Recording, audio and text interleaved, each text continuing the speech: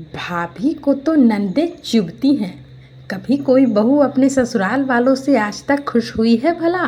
बस मौका मिलना चाहिए इन्हें तो शिकायतों का पुलिंदा लेकर बैठ जाती हैं। जब देखो ससुराल वालों को देखकर बस मुंह सुजा रहता है और मायके वाले आ जाएं तो चेहरे पर मोती झड़ते हैं।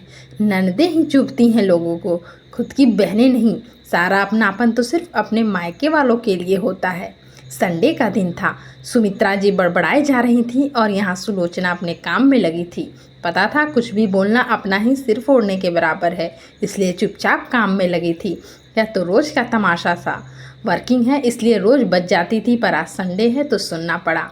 आज तो फिर भी सुमित्रा जी अकेले बैठी थी, नहीं तो बेटा संदीप भी साथ में बैठकर पंचायत कर रहा होता है। और दोनों माँ बेटे का सबसे फेवरेट टॉपिक सुलोचना थी। भगवान जाने ये बेवजह की अफवाह कौन फैलाता है कि औरतें ही सिर्फ पंचायतों का शौक होता है। कभी किसी घर में अगर बहू पुराण चल रही हो तो देखा करो गौर से, घर के पुरुष भी मिर्च लगाकर चटकारे लेकर पंचायती करते हैं। खैर थोड़ी देर बाद पहले ही सुलोचना की दीदी और जीजा जी आकर गए हैं। संदीप घर पर नहीं था। सासू माँ उनके साथ बैठकर बात नहीं कर रही थी, इसलिए उन्हें चाय नाश्ता देने के बाद सुलोचना उनके पास खूब हंस बोल रही थी। वैसे भी खुद की दीदी जीजा से तो कोई भी खुलकर बात कर ले, सुलोचना खुलकर बात कर रही थी। बस यही बात सुमित्रा जी ने पकड़ ली और उसे सुनाई जा रही थी। अरे हमारी भी बेटियां आती हैं, लेकिन मजाल है कि कोई इतना हंस बोल ले उससे।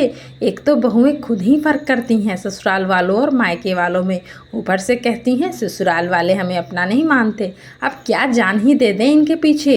इतनी देर में सुलोचना ने अपना काम निपटाया और अपने कमरे में चली गई। उससे इस तरह चुप देखकर सुमित्रा जी और जल के भुन गईं। अब तो बात इनके ईगो पर आ चुकी थी। अब तो उन्होंने और ज़ोर से बोलना शुरू कर दिया। सुलोचना को निकाल कर बाहर आना ही पड़ा। क्या बात है मम्मी जी, आपको मुझसे क्या परेशानी है? मुझे परेशानी है? अरे परेशानी तो तुझे है मेरी बेटियों से। जब वो लोग आती हैं तो उनके पास बैठकर बात नहीं करती। अरे मेरी बच्चियों की एक ही भाभी है, थोड़ा सा मान सम्मान दे दोगी तो तुम्हारा क्या बिगड़ जाएगा। मेरे बच्चों का भी मन भरा रहेगा अपने मायके से।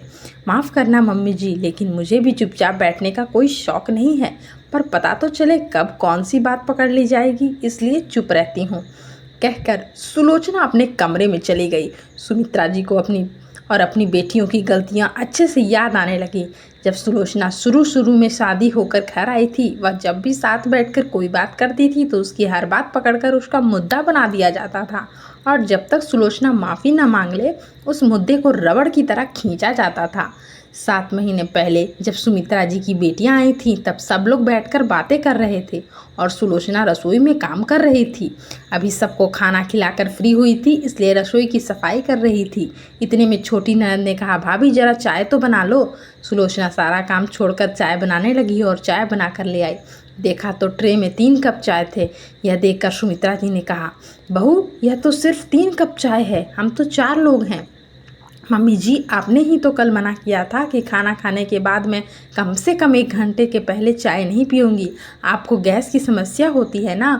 वाह भाभी, अपनी ही सास को चाय पीने से मना कर रही हो, वो भी इन्हीं के घर में।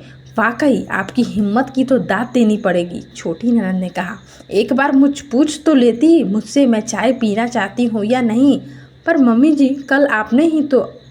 अब तुम मम्मी बताओगी उन्हें क्या करना है और क्या नहीं। मम्मी की 1 कप चाय भी तुम्हें भारी पड़ रही है। अभी तो मेरे सामने ही मम्मी से ऐसा व्यवहार कर रही हो तो मेरे पीठ पीछे क्या करती होगी। संदीप ने कहा, जैसे सुलोचना उसकी माँ पर अत्याचार करती हो। पर संदीप जी मैं तो, अरे हद है, जवान पे जवान लड़ाई जा रही है। ऐसा नहीं, अपनी गलती ही मान ले। अब की बार बड़ी ननद ने कहा। उसके बाद तो जब तक चारों ने मिलकर सुलोचना को जी भर के नहीं सुना लिया तब तक उसका पीछा नहीं छोड़ा। सुलोचना की तो आंखों में आंसू आ गए। चारों अपनी टीम बनाकर एकजुटता से सबूत देते और जैसे सुलोचना बहू नहीं बल्कि प्रतिद्वंदी परिवार से हो। वो दिन था, आज का दिन है। सुलोचना कभी इन लोगों के साथ बैठकर बात नहीं करती, जितना जरूरी हो उतना ही बोलती है। शुरू में तो घुटन भी होती थी, इस कारण से उसने जॉब ज्वाइन कर ली। हालांकि संदीप और सुमित्रा जी ने मना भी किया, पर सुलोचना नहीं मारी। अब घर पर काम निपटाती है और अपने वर्किंग प्लेस पर चली जाती है। शाम को आकर अपना काम निपटाया और सीधे अपने कमरे में। ननदें आती हैं, अपना मुंह लेकर ही चली जाती हैं। उनसे भी सिर्फ उतनी ही बातें जो ज़रूरत पर होती है। कहानी कैसी लगी ज़रूर बताइएगा। धन्यवाद दोस्तों।